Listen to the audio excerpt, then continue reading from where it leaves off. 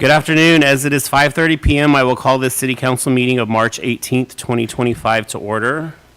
We acknowledge that this meeting is being held on the ancestral lands of the Coast Salish people and pay our respect to those past and present. Tonight's invocation will be provided by Pastor Josh Hubbard of Life Church. If we could all please stand for the invocation.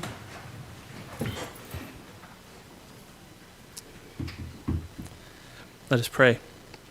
God, thank you for the gift of this city and the people we're called to serve.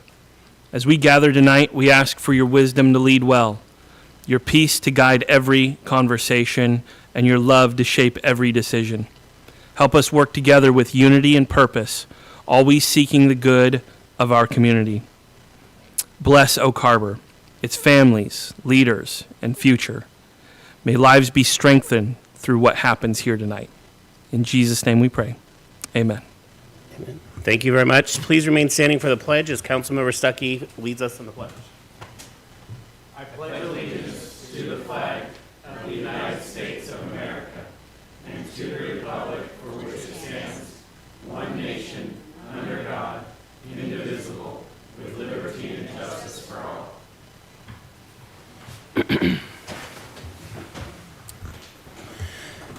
All right, thank you. This will be both a physical meeting and a virtual meeting. Some members of city staff or consultants may be participating via teleconference.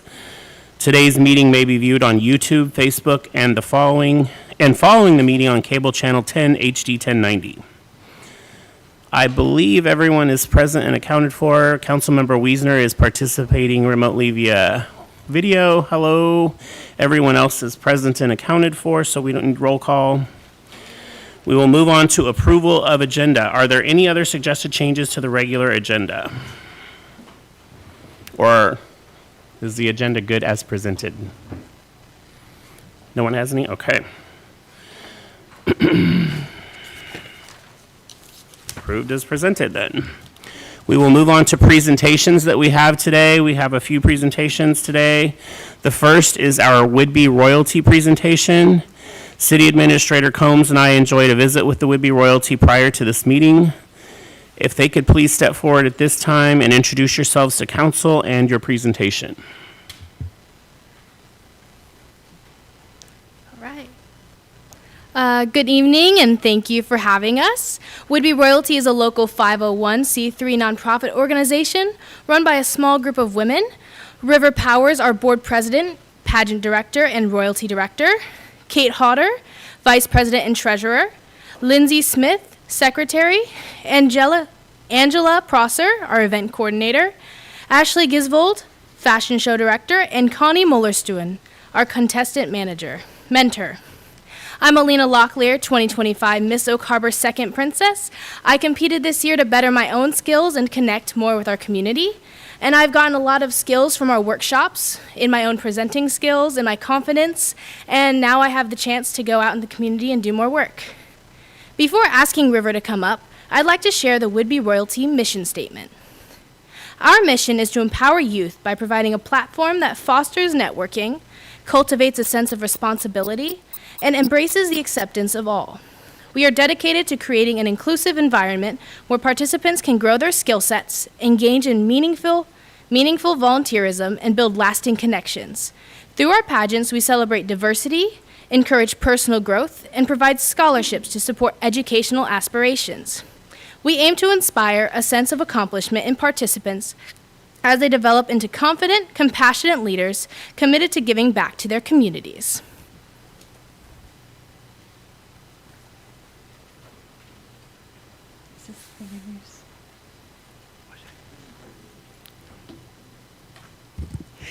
The Miss Oak Harbor Scholarship Pageant was produced the first time by Pageant Wise in 2015 after Jess Walker Wise and I spent months developing what we thought was the perfect pageant program. And we were so surprised when we literally had to beg and cajole to get the first contestants registered. However, the program built up speed and became a staple within the community. We went from 9 contestants in 2015 to 25 contestants with a wait list just 2 years later. Pageant Wise disbanded in the fall of 2018 when Jess moved to Oregon, and after a 2-year hiatus, I started a new nonprofit, Miss Oak Harbor, to pick up the mantle. In 2023, we added a boys' competition to our repertoire and realized that we needed a more gender-neutral moniker. So we named the organization Would-Be Royalty. Although some of the faces have changed over the years, the board of directors has always consisted of a small group of women dedicated to providing life-changing experiences for our participants. And we stand behind our tagline, empowering youth through pageantry.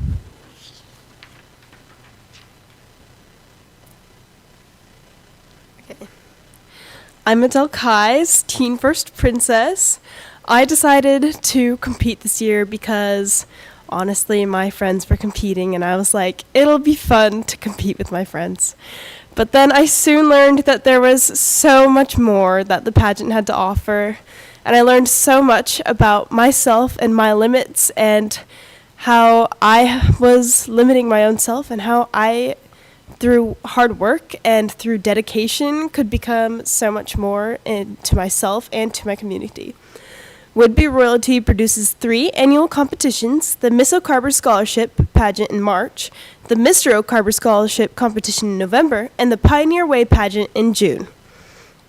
The Pioneer Way pageant is an all-natural, one-day event that takes place in June and has a patriotic theme. It is open to girls and boys ages 0, they're really cute, to 14, who have traveled along Pioneer Way in Oak Harbor in the last year. Age group queens and kings and princesses and princes are invited to ride with Would-Be Royalty in the 4th of July parade. The reigning of Miss Oak Harbor and Mr. Oak Harbor Royalty Plan organize and produce the event as a fundraiser for our service of projects. We teach the contestants a little dance and coach them in walks, self-introductions, and stage presence. The Miss and Mr. competitions are for high schoolers. Contestants go through a rigorous 7-week program in which they receive coaching from community members in areas of public speaking, interviews, impromptu questions, marketing, platform and cause, dancing, style, and stage presence. Coaching sessions are held twice a week in the evenings with additional opportunities for mentorship from board members and community partners and weekly workshops that support the coaching sessions. The program is designed to teach specific life skills, but the additional benefits are the personal growth and confidence that are natural byproducts of completing the program. All contestants complete the same program together. Freshmen and sophomores compete in the teen division, and juniors and seniors compete in the Miss or Mr. division. The Miss Oak Harbor Scholarship Pageant and Mr. Oak Harbor Scholarship Competition are not beauty pageants. They are not based on outer beauty. Rather, they are programs that focus on what each individual brings from the inside. They are amazing opportunities for high school girls and boys of all types, and anyone can win a position on the royal court. If you don't have to be a great scholar or have an amazing talent or have the perfect body. You simply have to be open to embracing new challenges and work to do your best in each scoring category.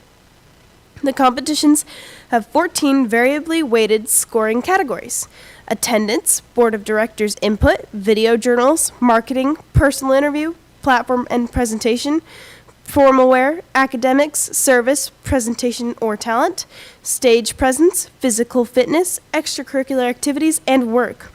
The competition judges were responsible for scoring the categories of interview, platform presentation, formal wear, presentations, or talent, and stage presence. Every year, a new panel of judges is put in place. Participating as a judge is a bit challenging, but it's a great way to support our program. So if River reaches out and asks you to be a judge to judge either the Miss or Mr. competition, please say yes.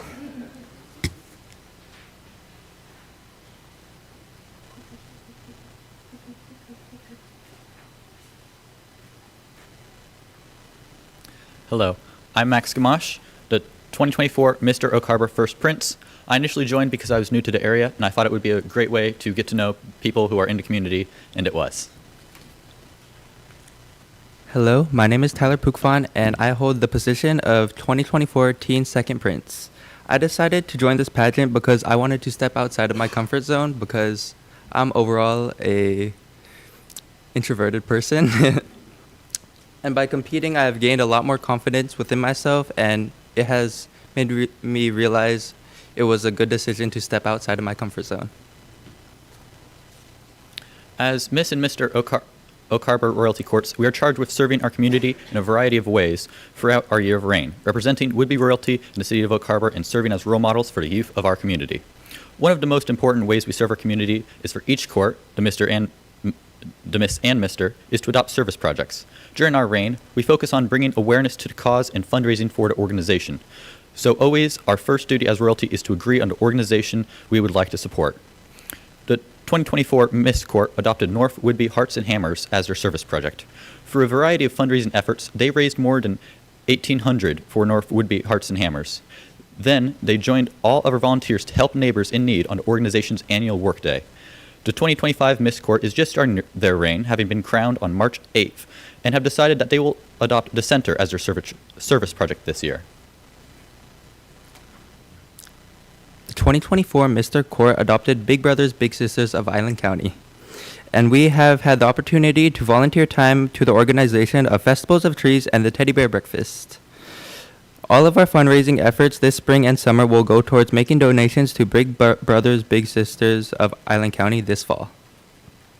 Big Brothers Big Sisters in the country's largest evidence-based mentoring organization. Our local agency provides community-based and school-based programs as well as a Dino program that is open to all youth in Island County, which provides mentorship, fresh experiences, and exciting youth activities without barriers. All Big Brothers Big Sisters of Island County programs are available at no cost to anyone participating. They are 100% funded by grants. Donations and fundraisers are a really easy way to help by becoming a matchmaker, which is simply a commitment to a monthly donation. We encourage you to make or consider doing so. You can sign up at bigbrothersbigsistersislandcounty.org. As defendant of potential Big Brothers Big Sisters of Island County provides an important service for youth, many of which come from single parents' homes or military families. Participants are 30% likely to hit someone, less likely to hit someone, 52% less likely to skip school, 27% less likely to begin using alcohol, and 46% less likely to begin using illegal drugs. We're excited to partner with this amazing organization. Thank you. The 2024 Mr. Court was crowned in November, and the 2025 Miss Court was crowned on March 8th, and we are just starting our reign. Over the last year, Whidbey Royals has dedicated a lot of time and energy to our community, among other things. They planned and produced the Pioneer Way pageant for girls and boys ages 0 to 14, gave presentations at noon Rotary and Seroptimus Club meetings, presented Mayor Wright with a fundraising check for the 2023 Mr. Court Service Project advocating for a community rec center, handed out water and snacks for runners at the Whidbey Island Marathon, worked the info booths at Hydros for Heroes, helped the Seroptimists with their Power of the Purse auction, the PBY Museum with their annual auction, and Big Brothers Big Sisters with their Festival of Trees and Teddy Bear Breakfast events. Helped at the center's wearable art runway show and holiday lunch, ushered at Ballet Slipper Conservatory performances, planned and produced the Whidbey Royalty Battle of the Bands for high schoolers, handed out crowns to aspiring princes and princesses at National Night Out, served food at the military picnic, helped the Gary Oaks Society weed at Centennial Park, helped submit assistance dogs at their doggy graduation, helped at several chamber events, volunteered in the merch booths at the Oak Harbor Music Festival, planned and produced the Whidbey Royalty Winter Ball for high schoolers, participated in all local parades, and attended many ribbon cuttings for local businesses. We are here to serve the community, and River makes sure there are lots of opportunities on our calendars to do that.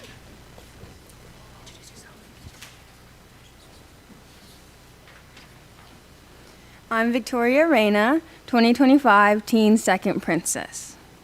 I decided to join this pageant to get out of my comfort zone, and doing this pageant really helped that. It brought confidence, and now I know that if I put my mind to anything, I can achieve it. Since 2015, Whidbey Royalty has held 11 high school scholarship pageants, 9 Miss and 2 Mr. competitions. Whidbey Royalty has mentored 124 high schoolers, many of them for multiple years. In 9 years and 11 pageants, Whidbey Royalty has delivered over $197,000 in scholarships and awards. Although they're certainly impressive, it's impossible for the stats to truly express the value of this program. Instead, Victoria and I would like to read snippets from some of our participants' farewell messages from when their reigns ended. Hannah Hurley, Miss Oak Harbor 2024. The Miss Oak Harbor Scholarship Pageant was more than a competition. It was a transformative journey that built my confidence, character, and connection to the community. The real impact came after the competition as we took on leadership, responsibility, and the professional networking. This program goes beyond a title. It equips young leaders with real-world experience, from collaborating with business professionals to organizing fundraising events. We gained invaluable skills rarely taught in high schools. More importantly, it deepened my love for our community and the people who make it special. Naomi Cradford, Teen Miss Oak Harbor 2021 and 2024 First Princess. Whidbey Royalty is an amazing platform that has allowed me to connect with my community in a deeper way. This experience has taught me the value of pushing myself beyond my comfort zone and embracing new challenges. Callie Petit, 2023 First Princess and 2024 Second Princess. As a freshman in college, far from home, I have found a new appreciation for this program. The things I learned these last 2 years have followed me every step of the way throughout this new chapter of life. I want to thank the Miss Oak Harbor Scholarship Pageant for helping me grow into the person I am today. Emmeline Payne, 2024 Teen Second Princess.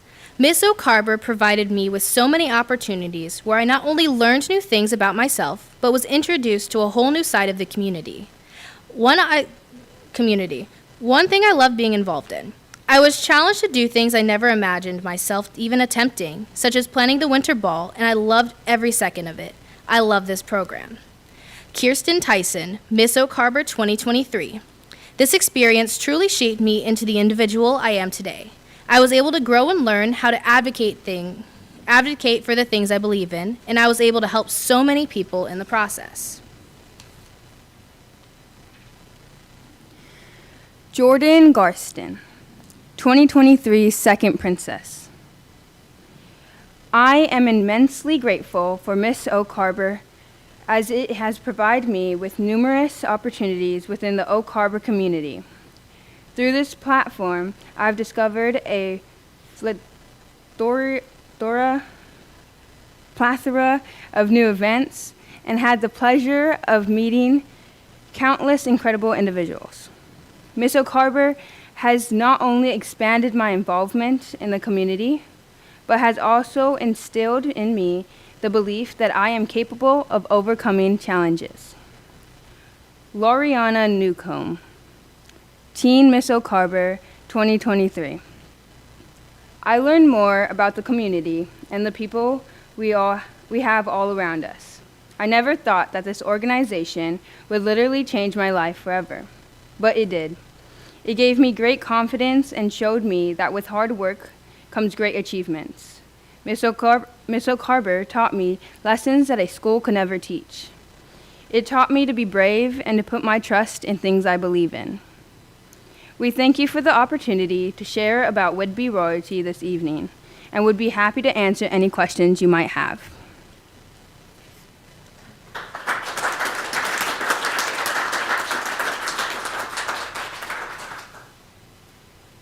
Thank you very much. Did anyone have any questions that you wanted to ask of the presentation? Yes, Mayor Pro Tem. When do you sleep? I'm so impressed with the number of activities, and I do see someone from Whidbey Royalty at every community event. You're very visible, and so that's something you're definitely obviously making an effort to do. And thank you, River, for your guidance and your volunteerism in this. Thank you so much. Something that really stuck out to me was the number of comments that you made about challenging yourselves and stepping outside of your comfort zones. And that was really profound to me. You know, my comfort zone is on my couch with my cat. And I'm thinking I've never accomplished anything great or changed anything or, you know, contributed to society whilst on the couch with my cat. You know, growth happens when we stretch our limits and are brave enough to go outside of our comfort zones. And I'm just so impressed to see you taking the initiative to do that. So thank you. Thanks, Mayor Pro Tem. Anybody else? River, I just want to say thank you again for being here. Thank you for all that you do for all of these amazing kids. I've been involved with you and Jess since day one in the first year, and it's incredible to see the difference that we make in their lives and how excited they are on the night of their pageant and just everything that they're experiencing. So thank you for bringing that to our community and doing this for all of these kids. Thank you so much. Our pleasure. Thank you.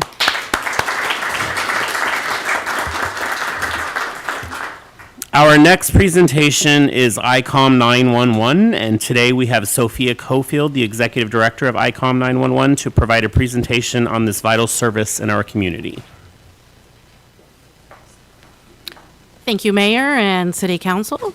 I'm here to present on ICOM 911, and for those of you who don't know me, I'm Sophia Cofield. I'm the Executive Director. I've been in public safety for over 24 years, specifically in 911, and I've done all different roles within and experience in disasters. I was also out in the field a little bit as an EMT, and I have a green belt in Six Sigma, which I assure you is not karate. It's actually an efficiency, if you're not familiar with it. I was a dispatcher at ICOM in the early 2000s, and I came back in June of 2022, so I've been back for almost 3 years. And I was born and raised up in Bellingham. I'm married, have a couple sons, love to travel and hike. So that's enough about me. Let's get into ICOM 911. What is ICOM 911? We're the countywide 911 center that answers all of the 911 calls that come in or business lines calls that come in, but also we're on the radio talking to our emergency responders. We're a separate public entity from the county, and we're a special district, and we're founded on an interlocal agreement. And we're actually located across the street. We serve all of our different agencies, which are going to be fire agencies and Whidbey Health, and our law enforcement agencies, so Carver Police Department, Sheriff's Department, and Langley Police. A little history, like I said, we are created on interlocal agreements, so there was a thought to make us more efficient and consolidate. That work started in 1992, and we went operational in 1997, so it took 5 years to get that together. Before that, each agency was dispatching for themselves, so the police department did their own thing here in Oak Harbor, the sheriff's department did their own thing in Coopville, and likewise with the ambulance. Our governance is a board of directors, which is made up of several different members of the community. So we have somebody from the Board of Commissioners from Island County, our own Oak Harbor mayor. We have an elected official that represents the fire districts on Whidbey. And then we have an elected official from Camano Fire Districts, the Sheriff's Department, the sheriff. And then we have a chief of police who represents Oak Harbor, Langley, or Coopville, and an administrative officer from the hospital district. How we're funded, primarily we're funded by user agencies, so all those members that we serve pay into the system. And that's about 65% of our budget. The rest comes from a few different sources. Phone line fees that are on cell phone bills come back into us. And then we have a state contract, and we have some rental income. I'm usually looking for grants or legislation help to be able to get the things done that we need to get done.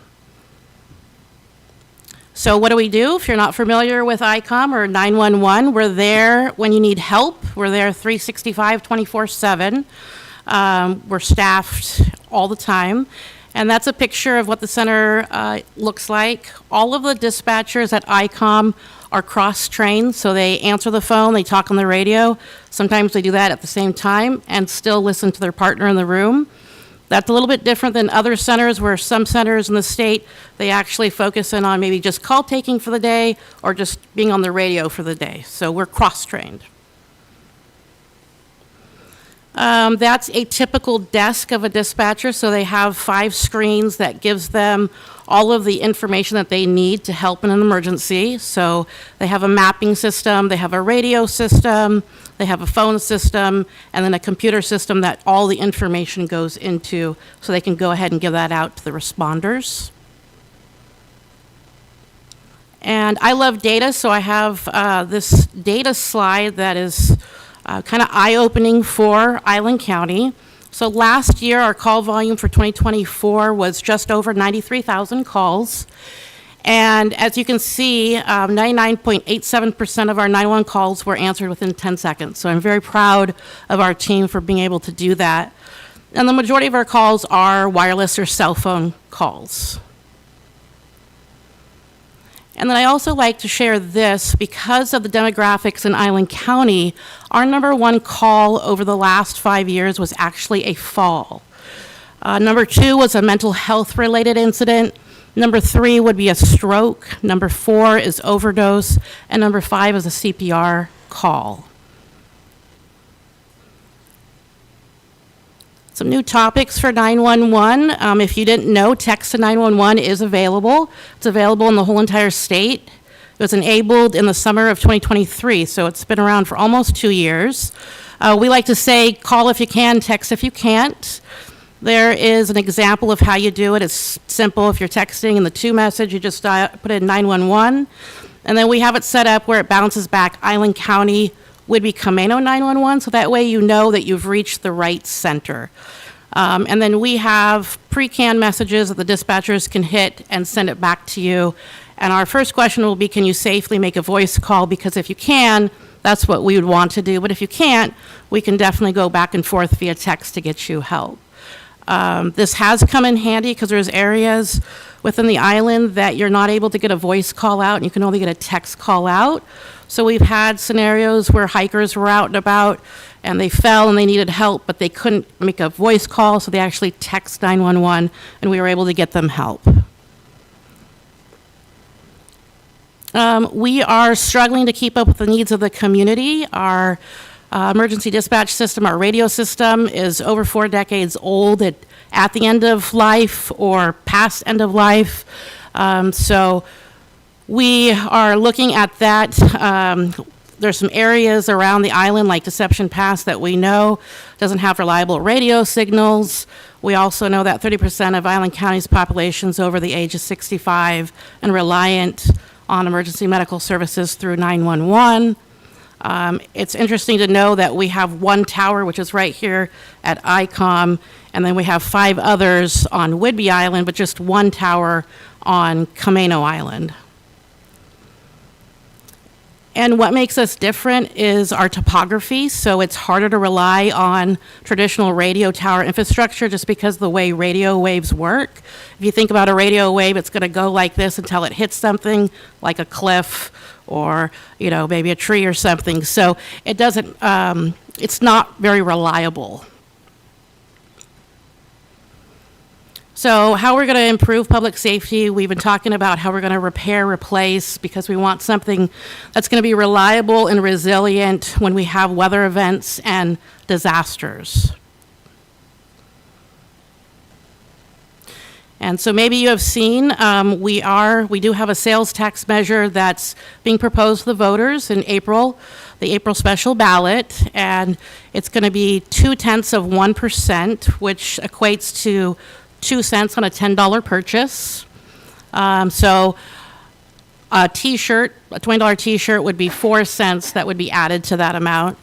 I'd like to point out that purchases like groceries or medical prescriptions are exempt from the sales tax, and even gas, and there's some other things that are exempt already from it.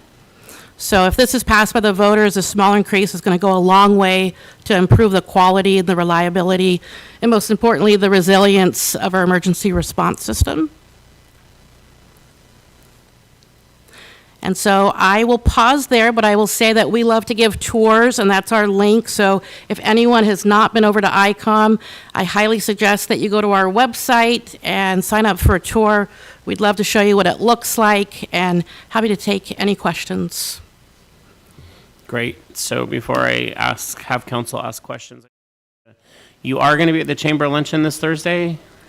With- Not presenting, but we'll be in person, yes. Right, and are you going to have signs there for people, yard signs, so in case people want them? Did you want to talk about that so we can Yes. start getting that out? Okay. Yes, I will be there Thursday for the chamber luncheon with signs, so if anyone's interested in collecting a sign, I'll be there, and we'll be able to give them out to you. Okay, great, super.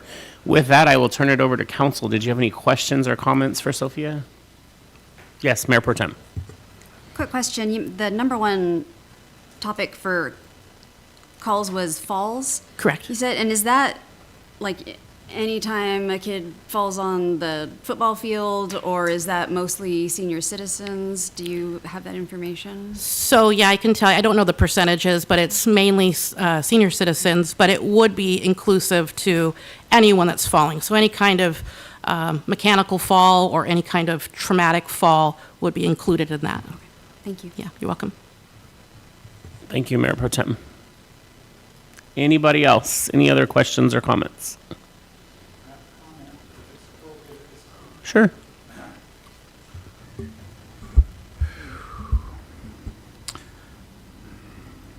Public safety, security, and emergency services are an essential component of municipal or local governments, and they universally apply to all the citizens.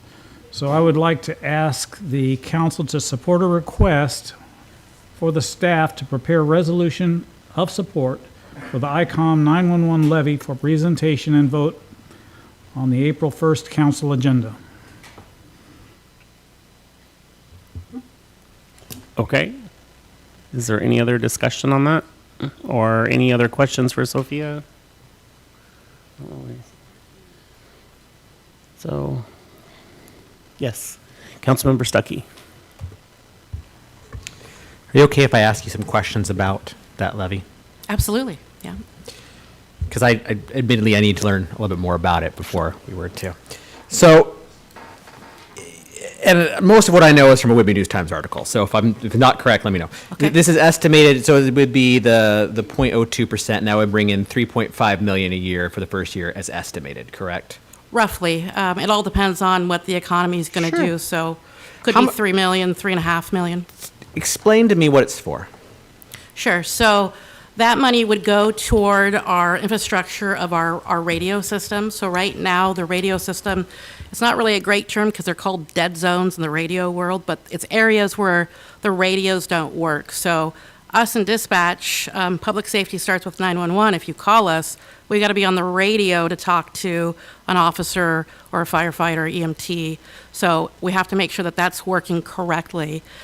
This money would go to actually improve that system so there aren't that many dead zone areas, but also it makes the infrastructure ready for right now. So the way that we're set up right now, for lack of a better term, we have cables, and so when we have events, those cables get disconnected and then our radios don't work off the towers.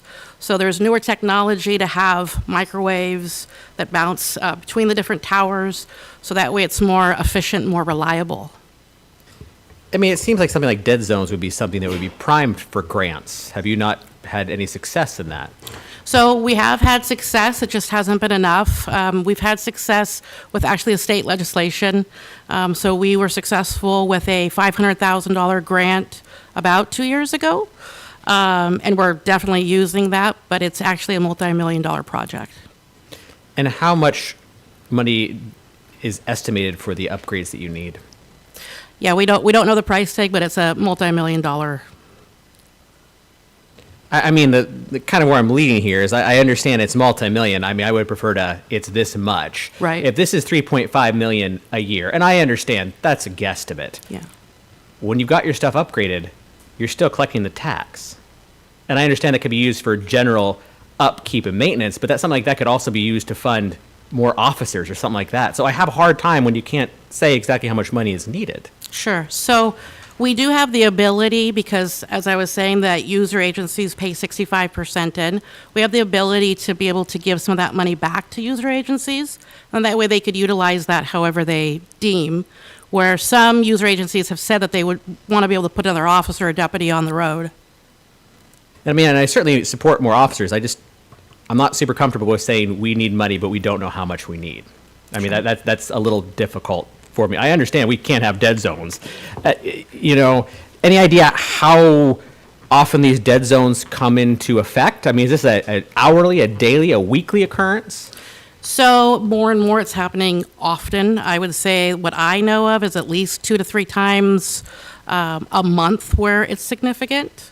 And then every single day there's an area where there just isn't reception that either that officer or that responder knows. And so when they're coming back into dispatch, it's very staticky or it's not even coming through at all.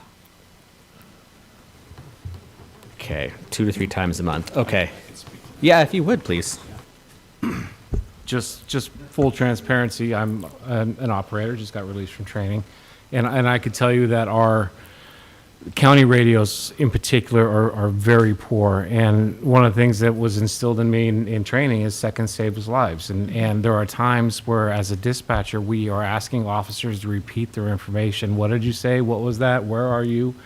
And those are potentially, life-saving situations where we're unclear of what the officer said, which could be a safety issue. We're unclear of where they're currently located. Just last week, when the wind was as bad as it was, my county radios were terrible. I could not understand what was being said. And so it's not just, the frequency, but it's a staffing issue as well. There are times where we have very minimal staffing. We'll have 2 dispatchers on the floor. Because our budget only allows for so many dispatchers currently, we're maxed out at that capacity. So we are when a dispatcher calls in sick, then we're having to call in other dispatchers to come and cover, and then that's costing overtime, which is costing more money in terms of the budget. Whereas if we were to have this measure that will allow for increased staffing, less staff, less dispatcher overload, less resource depletion, right? So ultimately, it could be a cost savings in that we would be able to hire more dispatchers, but we would not necessarily be paying the amount of overtime that we currently pay. And so I would say the radio portion of it, and Chief, I think you can speak to this as well, is a significant issue. I mean, we have real communication issues, and we know that there are certain areas that when an officer goes to, we're not going to get radio signal. The end of Libby Road, for example, or down by Eby's Landing, there's no radio signal. And so the best way for us to try to get a hold of that officer is via their cell phone. And that's just not practical. It's not, second saves lives. And so it's just not the best way for us to go to operate. Thank you for that. So I guess if in your campaigning or discussing it, it would really be helpful for me to get a dollar amount. Because like I said, that's what troubles me. I mean, we know how these often work. You go out for a levy. That levy continues basically in perpetuity. You get what you needed. And it sounds great to say, hey, this is kind of a public safety levy overall. Let's take care of this infrastructure we need to take care of, which we do need to take care of. And then after that, maybe we can funnel that to the county municipalities, add more officers. That all sounds good, but there's no guarantee that'll happen. So I'm not necessarily opposed to it. I understand completely do your infrastructure, but without getting dollar amounts, it's difficult at $3.5 million a year estimated. So that's all I have. Thank you. Thank you. Anybody else for the good of the order? All right. Well, thank you so much for your presentation, Sophia. Thank you. Thank you. All right, we are going to move on to public comments. We will now open the floor for comments from the public. Members of the public may comment on consent agenda items or subjects of interest not listed on the agenda at this time. There will also be an opportunity to comment on the remaining agenda items during the meeting as appropriate. Comments on public hearing items will be heard during that portion of the agenda. The public can also visit our website prior to our meetings for methods to submit public comments or contact the city clerk, Julie Nestor, by phone or email. When submitting comments, please include your name and address. Public comments sent anonymously or from a false address will be shared with the mayor and council but will not be displayed. We received several new public comments since our last regular meeting. They are displayed here on the screen.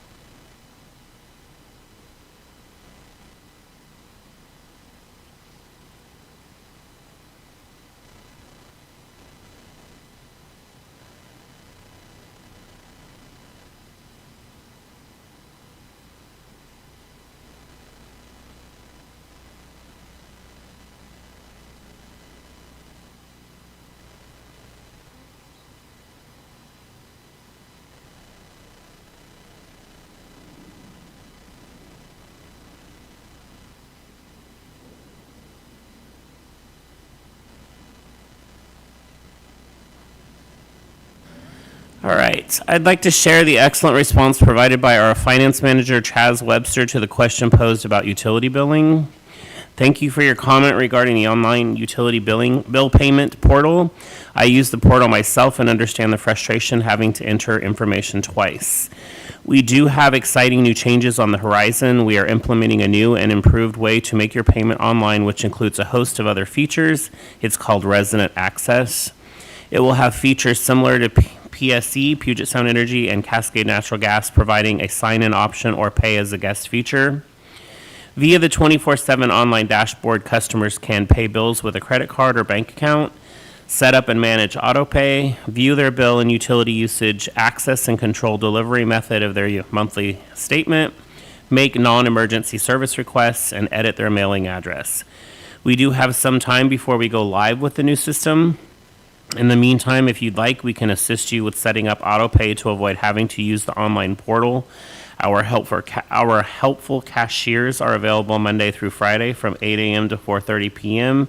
at 360-279-4530 or at utilities@oakharbor.org. You are also most welcome to stop by City Hall. Please contact us at your earliest convenience and we'll be happy to assist. Thank you to Chaz and our Utilities Department for such excellent customer service, and thank you to all of our staff who provide responses to the many questions and comments we receive. Now, are there any other members of our audience here with us today or public present who wish to speak to items not listed on the agenda or the consent agenda?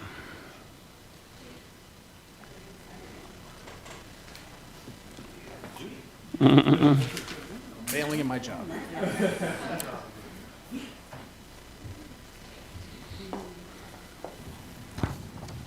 Mayor, we have one person signed up to speak on the sign-in sheet. That's Roland Livingston. Great. Roland. You want to step forward and state your name and address for us, please? To the podium.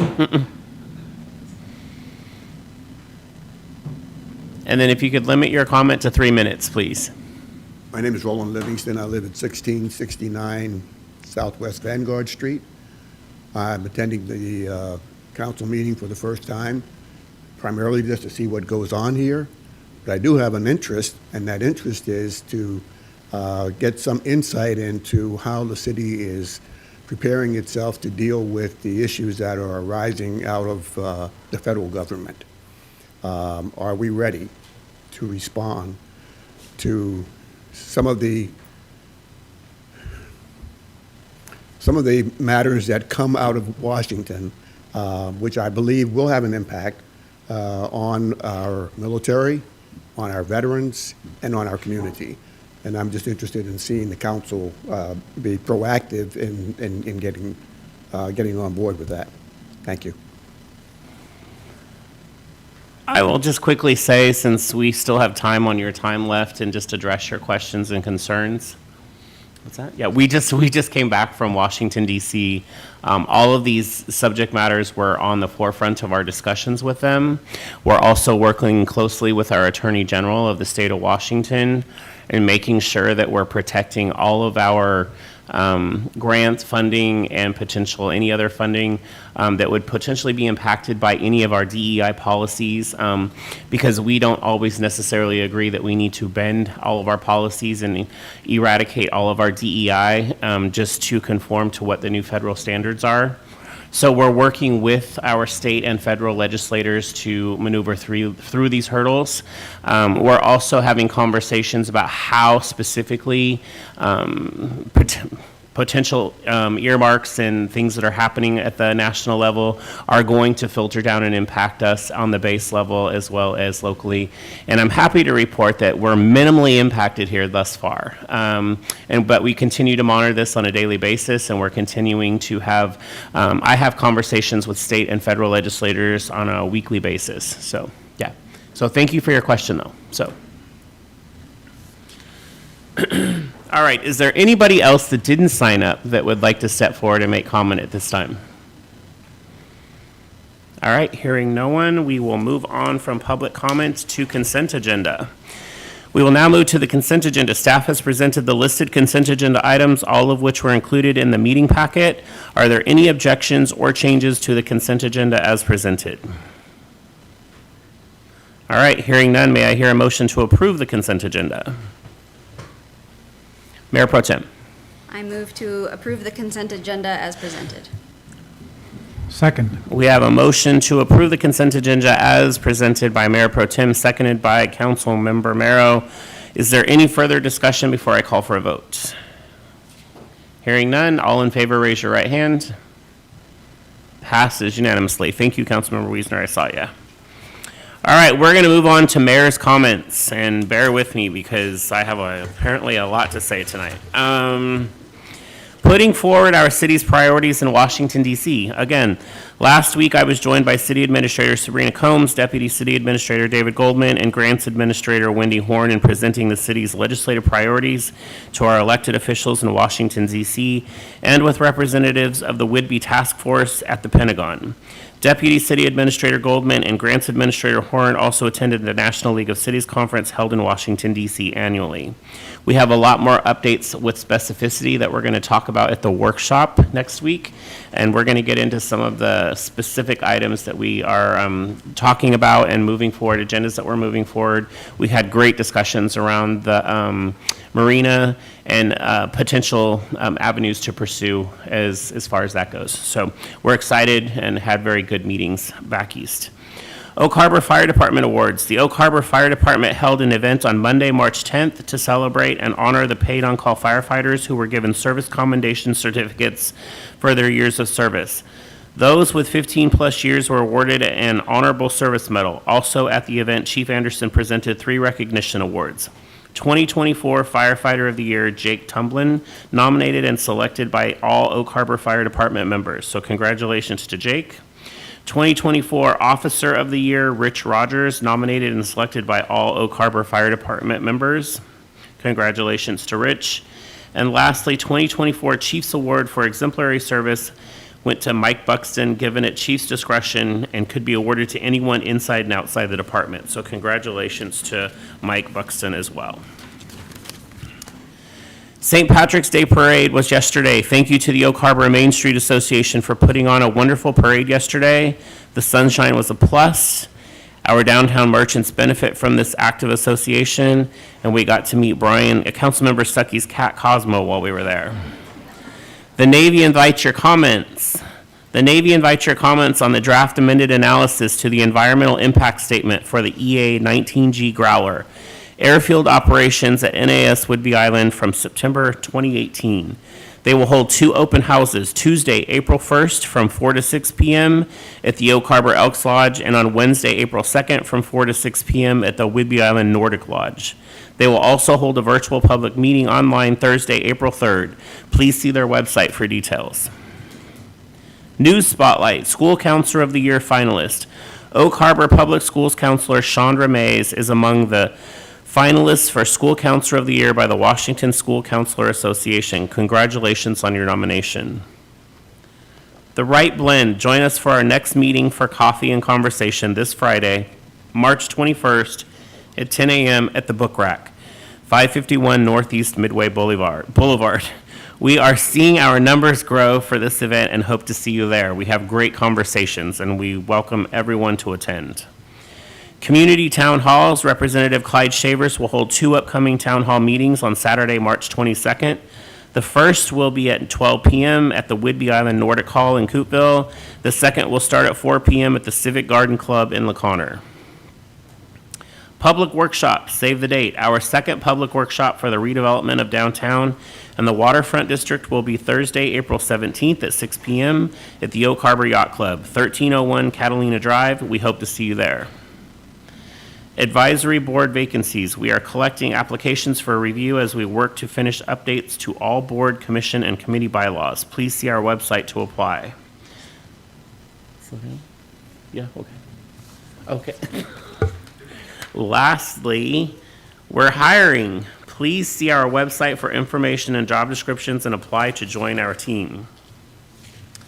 With that, I will turn it over to council for their comments at this time.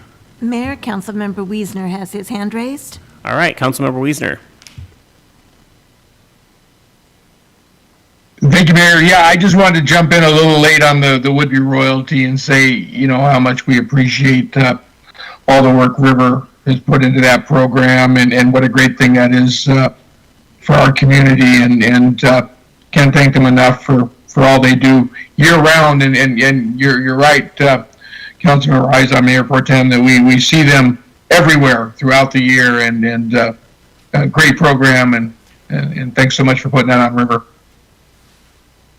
Thank you, Councilmember Wiesner. Anybody else? This is your time. No? No? Councilmember Stuckey, sorry. I'm going to have to let my cat know that he's famous now. No, I'm going to steal a line from our Parks and Rec director. We have a lot of people who care loudly on our social media and in person about homelessness and Spin Cafe. And sometimes kind of dominates the conversation. I'm not implying that we have a whole community against it, but certainly there are people with concerns. And sometimes the questions are kind of easily answered. I mean, sometimes how could council have approved Spin Cafe? Well, we didn't approve them. That's not the process. Or why can't you just shut them down? Well, we can't just shut them down like we can't just shut down any business. I was hoping that perhaps, because it seems like a lot of times on social media, these questions, which admittedly are not always phrased as questions, sometimes they're stern comments. If we could have maybe, get with our city attorney, Maggie, and the chief, and kind of get a frequently asked questions that we can kind of address these, as opposed to just ignoring the comments. I mean, I have plenty of questions I see on a regular basis, again, not always phrased in the nicest way, not always questions, but if there is some way we could just get a frequently asked questions of, I see a lot of times, well, why aren't our officers doing their job? Well, they are within the bounds of what they're allowed to do. And I just feel like if we could find a way to get that information out in like a simple, easy read fact, that would be kind of nice. And maybe we're working on that now. I know there's a task force. No, that's really good. And I appreciate the feedback. So we are actually working on that. Hillary is working with Maggie on drafting the frequently asked questions, and then we're going to have a link on our website it's going to be linked right there on our website where they can go and they can see that. So it's definitely in the works. I would say, what, you think they're 10, 12 days out still? Yeah, I would say just give them a couple days to put those together and gather. Yeah, Yeah. I mean, I think a few more than a couple days, though. Yeah. I mean, because people No, hold you to a couple agreeing, days. So. sorry, Mayor, I'm agreeing with your 10 Okay. to 12 days, sorry. Yeah, no, I mean, because, we draft everything, and then we vet it through legal, and then we put everything up. But we've also got to coordinate everyone's schedule, because Maggie will get everything in draft form, and then we've got to get Chief to look at it. And then it goes to legal, and then it comes back for one final review, and then we get it up on the website, so. Yeah, that would be wonderful because, I get asked a lot of questions and Yep. not always do I have the expert right there. Yep. So addressing the hard questions of why can't you just shut it down? Yeah. Would be good. And in that process, is there any, as policymakers, we do have to make sure we're making good policy. Is there any potential ordinances or anything that we can do on a local level, nuisance ordinances, or is there anything that's been discussed or anything that can be brought forward to us at all that can give officers more tools, or is it just kind of like, this is what it is? We actually have a public nuisance ordinance. We do have a public nuisance ordinance. Often the complaints for that area are not at that property, and just like any other business, you can't hold the business accountable for people that are coming to or leaving the location. So, And I think that's important for the public to know things like that, which could be addressed in the frequently asked questions. But Yeah. I know that our police chief's always on top of it. If there's ever anything that we can do or ordinances that we can pass, I know there's a lot of things that the state says we can and can't do, which kind of ties our hands, but I just want to know as policymakers, we're doing everything we can to get solutions to the problem. Absolutely. So I appreciate it. Absolutely, and I think that's a fair point. And one of the things that, we are doing vigorously as an administration is we're meeting with the Spin Board Cafe on a frequent basis now. We're finding that a majority of the problems that are occurring in that area are people that are actually preying on the folks that utilize Spin Cafe. There are some people within Spin Cafe, yes, that are part of the problem, but a majority of the folks are not Spin Cafe clientele, if you will. So we are working, though, to address some things. We're still working through the process with Chief and how we're going to do that, and then we plan to come out and announce some of the changes that we're making and rolling out. Again, it's a process, though, as you know. Government, you've got to go through all of the steps and stages. It's not like we can just wave a wand and it's all fixed. So, but we are doing it. So, yeah, you got it. Anything else for the good of the order? All right, with that, we're going to move on to reports and discussion items. And here, the only item that we have on the agenda is the Flintstone Park reconfiguration. And here to introduce that is the Parks and Recreation Director, Brian Smith. Hi, good evening, Council. Brian Smith, Parks and Recreation Director. Welcome back. Welcome home.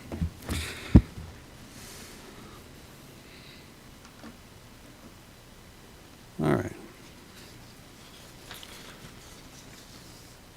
So we are bringing back the Flintstone Park configuration option for staff to receive direction from council. Just a quick background overview to date. So council had approved the installation of the art piece Angel of Creativity at Flintstone Park February 2 years ago. The sculpture was installed into the parkway due to the shoreline setbacks requiring a reconfiguration of the access road, and a list of previous discussion points and dates are in the staff report. All in all, we had 16 public meetings and discussion of the reconfiguration. You can see on the map here, this doesn't have a laser pointer. Right in that little point there of the high water mark was where we located the statue. It was selected from 3 possible areas within the park as a harbor-facing piece. The committee working with that location wanted to have it as near to the shoreline as possible without triggering additional permitting expenses. The existing pavilion and flagpole locations were also considered, but obviously the main drawback of this location is that it blocks the traffic pattern of the Parkway drive-through.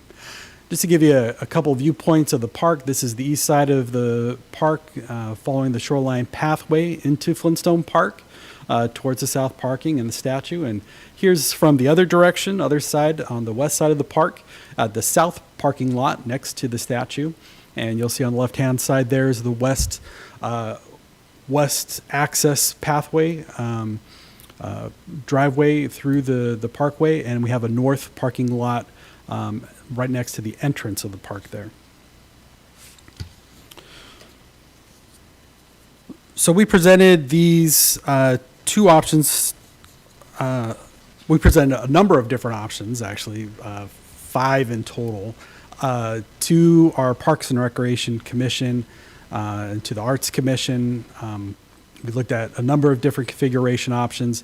The selection committee for the placement of the statue at the time when it was moved back into the drive roundabout that services the park had recommended, since it did not allow for through traffic, we would have to bring traffic back the other way. We had comments about difficulties doing that, permitting requirements for expanding the road. We had some tree protections we wanted to consider. There's also consideration with cars facing in towards the condos. And the recommendation was to remove the full roundabout. Now, we had a number of discussions. We talked about many different configuration options. Ultimately, the Arts Commission and Parks and Recreation Commission recommended option 1, we'll call it. And we brought that to council, presented all the options that we presented to those commissions as well. Council indicated that they wanted to see 2 of those options brought back for discussion and some direction. So I'm presenting them here as option 1 and option 2. Now, option 1 removes the roundabout, expands the north entrance parking lot into the abandoned roundabout exit point, and leaves a walking path along the west side of the park that you see there. This option will remove about 8,200 square feet of asphalt, requiring about a 300-foot saw cut. The work can be done in-house with our equipment. Removing the asphalt would be roughly about 75 tons of material for disposal. Demo work would take a couple days. The area would be replaced with topsoil and hydroseeded. We would need about 150 yards or about 10 loads of topsoil delivered, and would take staff a couple more days to do the site prep and for the grass seed. The remaining 312 square feet of asphalt along the west side of the park would be overlaid for a new walking path to connect the north parking to the shoreline trail. The total cost of this project, I'll give you the high-end estimate, would be about $24,617. $5,400 of that is in labor with in-house work. Obviously, that budget amount goes down as we can cover that in our operating cost. For option 2, we would remove the roundabout from the statue to the north parking lot along the east side of the park and replace it with grass. Bollards would be placed in concrete to protect the statue and or other kind of decorative points. One city councilors had suggested decorative boulders, something similar to that. We would overlay the asphalt from the condo's driveway to the shoreline south parking lot. This option does the same asphalt patching as the north parking lot of about 310 square feet, and saw cuts the asphalt from the end of the south parking lot along the east side drive to the north parking lot, approximately about 50 feet. Asphalt removal will be approximately 25 tons, 45 yards, or about 3 truckloads of topsoil for the new grass area where the asphalt is removed will be installed. And then we would overlay the approximately 700 square feet of asphalt from the condo driveway to the south parking lot. The cost for this option is $34,291. That's the high-end estimate, with about $3,900 of that being labor. Option 2 is about $10,000 more expensive than option 1, simply because of the additional asphalt for the overlay. I will make note that we do have existing budget allocation of $26,700, and we have an additional $15,000 that can be redirected for this project. So the project funding is covered within already existing fund allocations. Along with the reconfiguration of the park, back at the August 24th workshop, Beth Munns and I presented the idea of relocating and rededicating the Naval Flagstaff to Veterans Memorial Park to be rededicated during one of the upcoming military holidays or appreciation days. Both commissions had voted to recommend the relocation. On the topic of the commission's recommendations, so we did, after the January workshop with council and the indication to bring back those 2 options, we did bring these items back to those commissions for further discussion. The Parks and Recreation Advisory Commission made a motion to stay with option 1 again, and move the Flagstaff to another location. That motion, however, failed. The vote was 2-2, it was split, and so it died of lack of majority of vote. We did have 3 commissioners that were absent that day. A follow-up motion was given to relocate the Flagstaff to Veterans Memorial Park, and that motion carried unanimously, but no recommendation on the configuration options for City Council was provided by the Parks and Recreation Advisory Commission.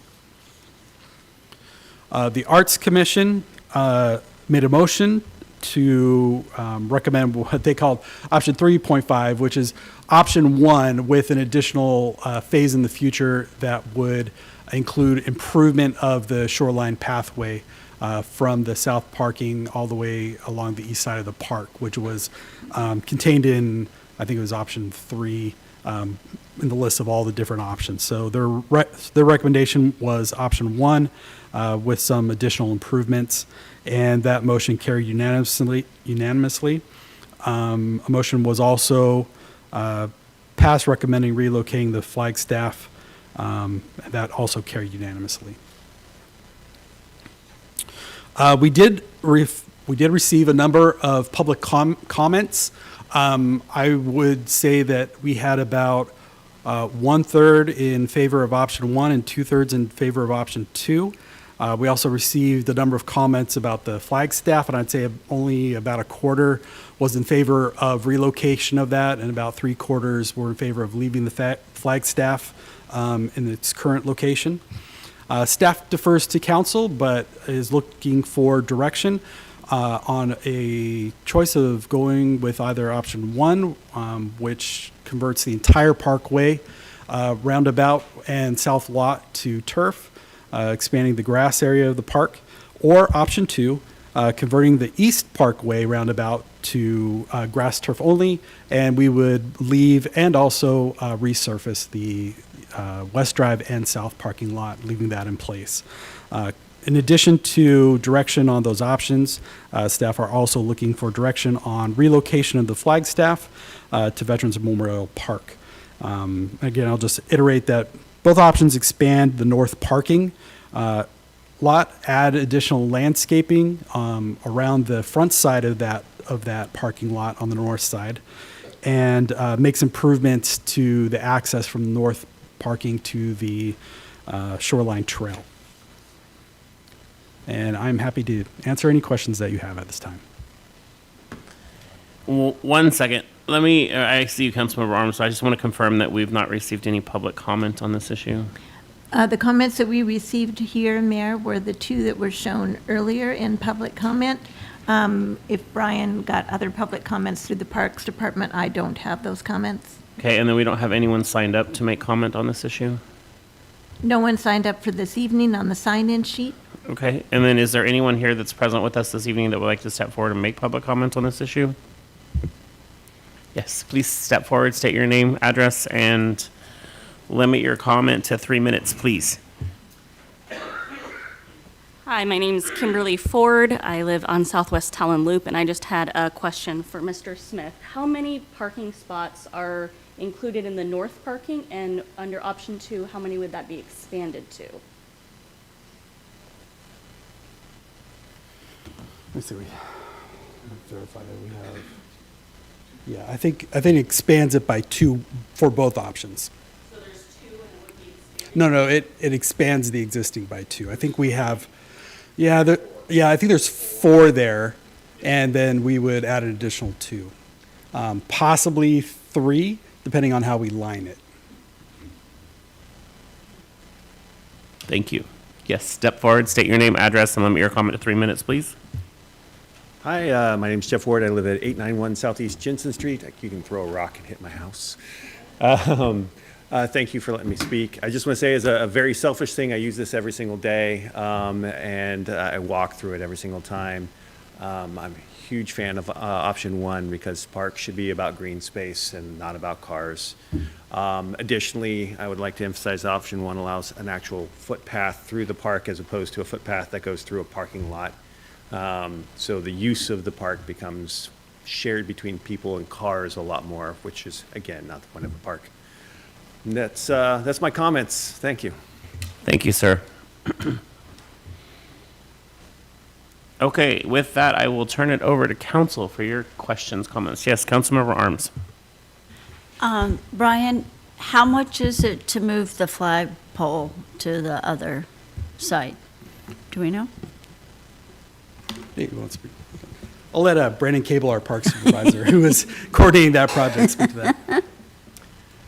Hello. I do not have a current calculation for it. We did an estimate, or we did a bid for last year, and I believe it was around $16,000 all in to move the flagpole, repowder coat it, and put it in either the same spot or a different location.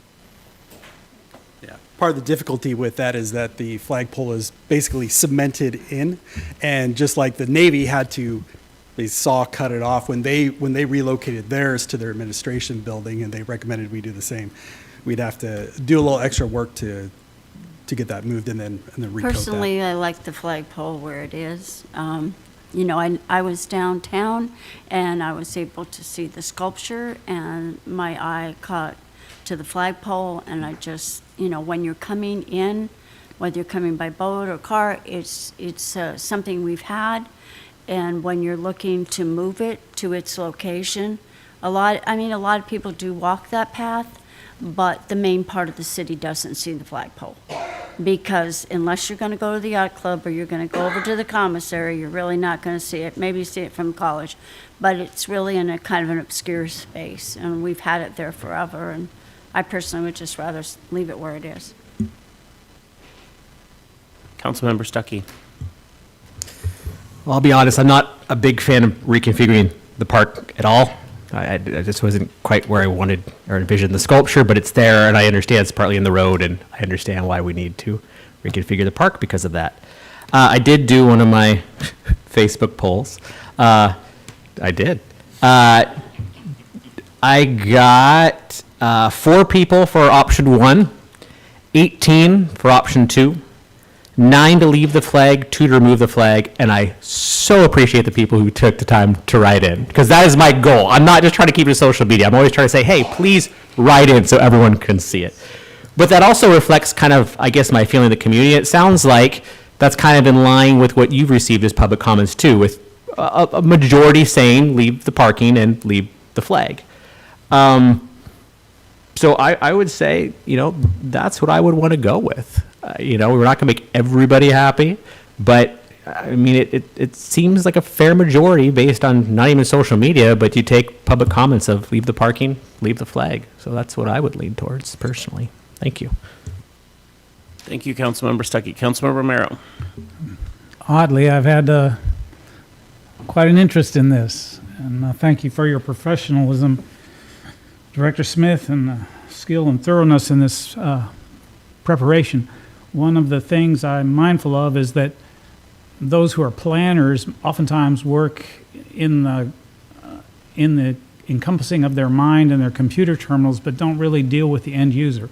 So being a retired chief warrant officer, I'm all about getting things done for the end user. So I'm of course in favor of some variation of option 2, but I wanted to speak to it. The pragmatic former warrant officer in me says, well, we could just dump some rocks out there and that'll keep anybody from hitting the statue. But then again, you know, discipline kicked in, and I got some books on how Japanese, or Asian, shall we say, Asians use rocks to place in certain positions and so forth. And so I would recommend, especially having a law enforcement background, that we positionize stones that have some kind of, not sculpted, but some sort of personality and not obscuring the vision, but definitely preventing somebody who's on substance abuse from hitting the statue. And then, of course, I'm not precisely sure any of that because I've been told I have no aesthetic taste, which is probably accurate, but I can certainly pass it on to those who do. And let's see, what else was I going to mention about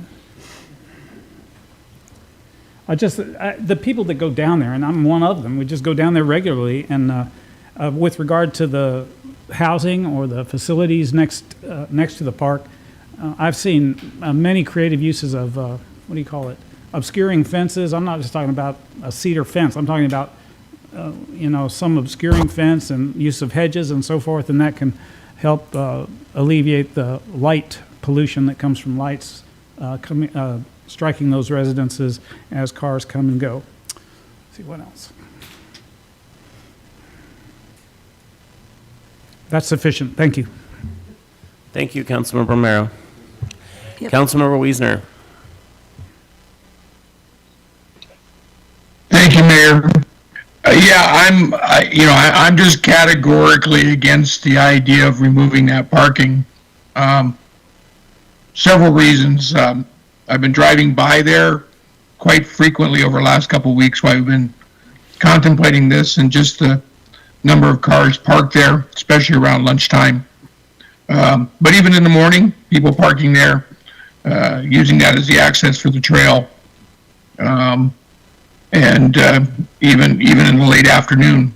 And then, just the concept of what it would take to put it back, a shoreline permit, and I mean, it would cost us $250,000 and in a year and a half in permitting to ever build something like that again that close to the shoreline. And just based upon past history, all my years here, and the uses I've seen for that parking lot, the number of people I see using it on a daily basis, and understanding what we would be giving up and how hard it would be to replace it someplace else, just categorically against the loss of that parking lot. I'm somewhat ambiguous to the flagpole, other than from the concept of the cost. I guess I just don't get the benefit of moving it. I don't think it looks terrible where it's at. I think it's something that's seen far and wide. It's even seen from Mailer's Point, where a lot of our military officers live, and you can see it from the marina, and you can see it as you round the point coming into our community. And so I don't think that it distracts from the sculpture. I don't think, quite frankly, the sculpture distracts from it. I think Old Glory sits out there mighty proud, and I don't see the need for the move. Again, I'm ambiguous to the relocation of the flagpole. Just don't see the need for it. But categorically, I think the parking lot needs to stay. Thank you. Thank you, Councilmember Wiesner. Yes, Mayor Pro Tem. Thank you. I apologize because I did not have time to go on YouTube and watch the Parks and Art Commission meetings, but would it be possible for you or someone who was there to briefly summarize why the advisory boards were in favor of moving the flagpole? Because they both were. Do we know why? Yeah, I think for the Arts Commission, it was more of a aesthetic choice. They wanted to maximize green space and make the park have as much usable space for programming and different things like that. As for the Parks and Recreation Commission, I think they had kind of a similar feel of maximizing green space. They had talked about just relocating the flag to where the north parking lot is, just to give as much like turf field area as possible. But they also, I think, had a lot of thoughts and comments around just the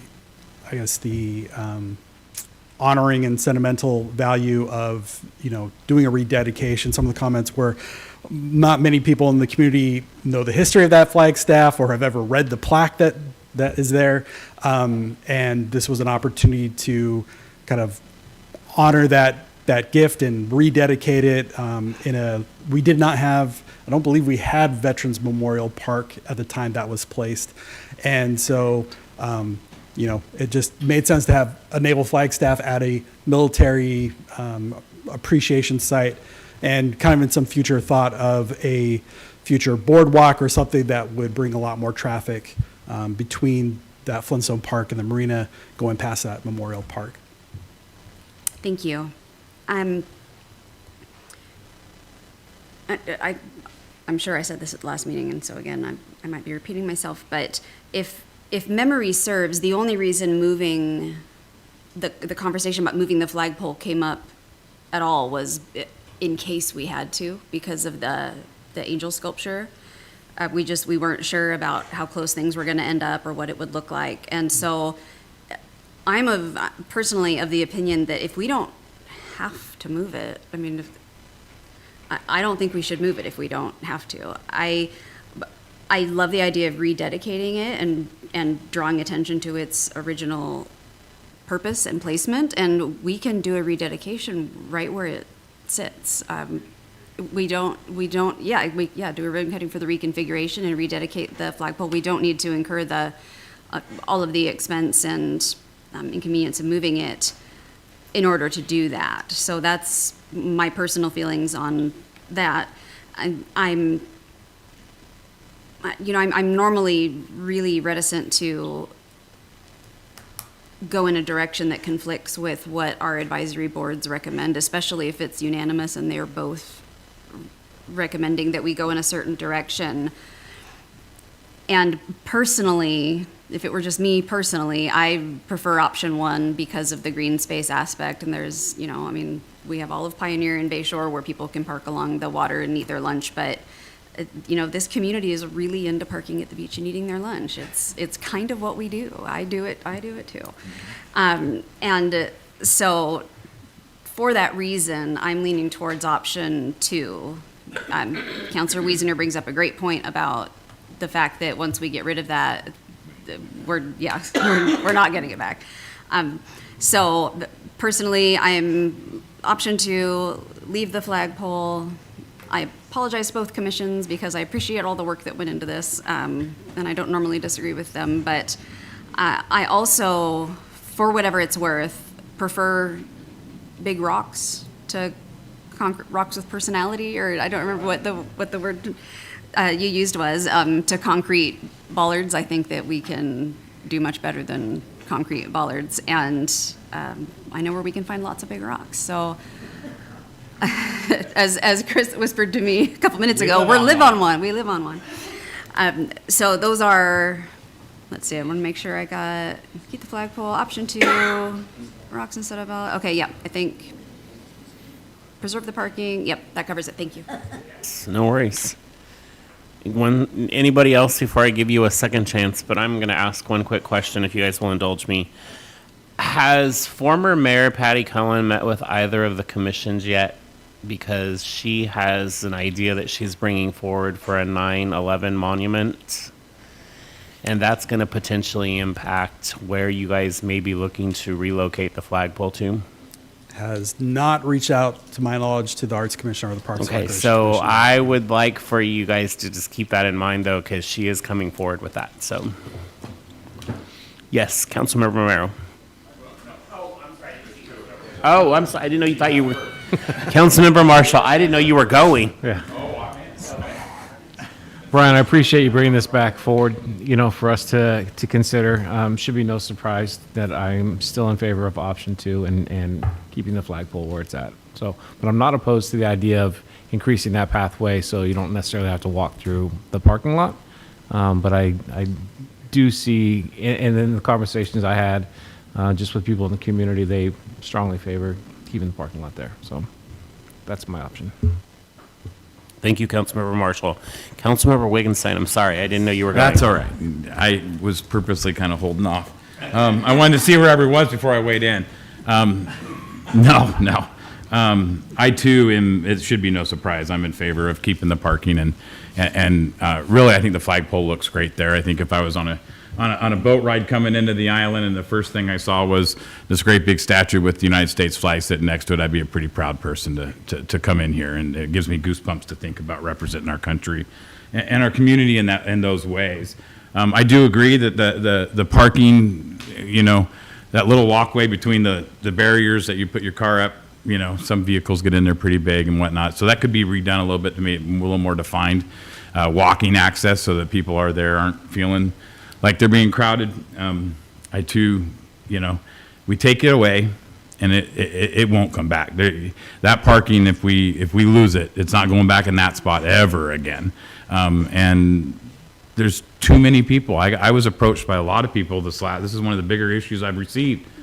Even the angel statue going into that park got less attention than this parking's getting, to be fair. And so the majority, I too, got about 2/3 to 3/4 of the people want to leave it the way it is. So unfortunately, we can't leave the roundabout. That has to come out, and I appreciate the green space going in there for that. So thank you. Thank you, Councilmember Wigginstein. Councilmember Romero, now everyone has had a chance. You may go again. Thank you for granting me a few more words, Mayor Wright.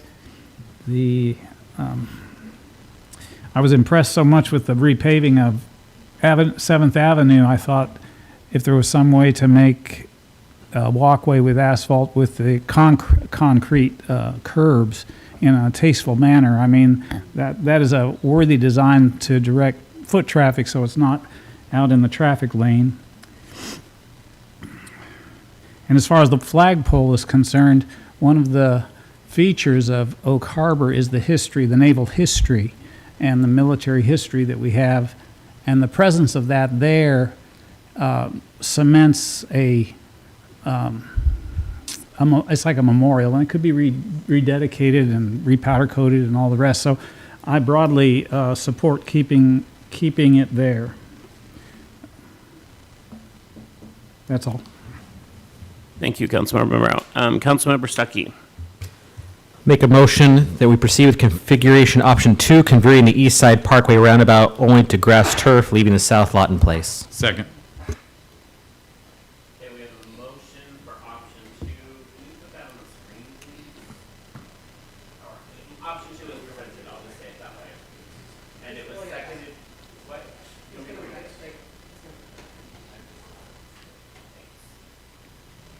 We have a motion to converting the East Side Parkway roundabout only to grass turf, leaving the south lot in place by Councilmember Stuckey, seconded by Councilmember Wigginstein. Is there any further discussion before I call for a vote? Councilmember Stuckey. Two things.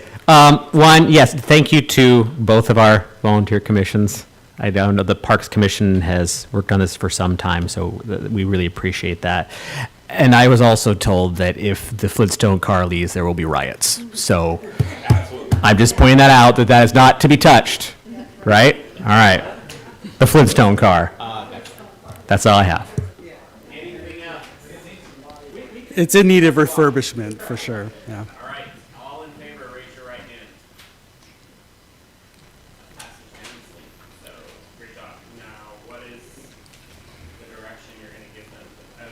No, that you have one more because you didn't include. Well, no, you did include it. Yeah, I think you're good. Yeah, we have direction. We will get mobilized and try and get all that work done in time for the nice weather and people can get out and enjoy. So thank you. All right. There being no further business, is there a motion to adjourn? Motion to adjourn. We have a motion. Brandon, did we get your flyover that you needed? Yeah, I've got another.